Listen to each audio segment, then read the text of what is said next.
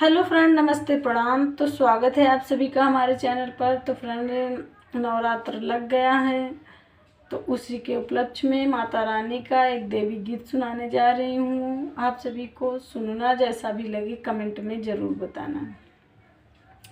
हे मैया बस जाना यनवा में आई के, हे मैया बस जाना यनवा में आई के, हे मैया बस जाना यनमा में आई के। हमरे दुआरे मैया अड़हुल के फुलवा, हमरे दुआरे मैया अड़हुल के फुलवा, अड़हुल के फुलवा मैया अड़हुल के फुलवा। हे मैया पैना रोजे गजला गुछाई के, हे मैया पैना रोजे गजला गुछाई के, हे मैया बस जाना यनवा में आई के, हे मैया बस जाना यनवा में आई के।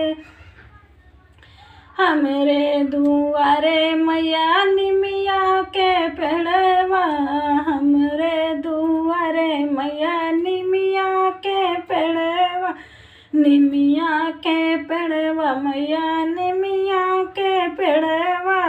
हमरे दुआरी मैया निमिया के पेड़वा, ए मैया जाती हूँ ना रोजई छाई के, मैया जाती हूँ न रोजई छाई के, मैया बस जाना यनवा में आई के, मैया बस जाना यनवा में आई के।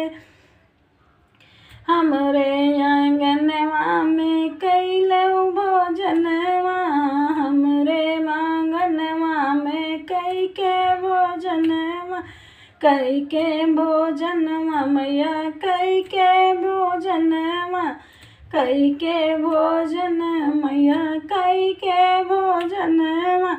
देती हूँ आशीष मैया देती हूँ मुस्काई के, हे मैया देती हूँ आशीष मुस्काई के, हे मैया देती हूँ आशीष मुस्काई के, हे मैया बस जाना यनवा में आई के, हे मैया बस जाना यनवा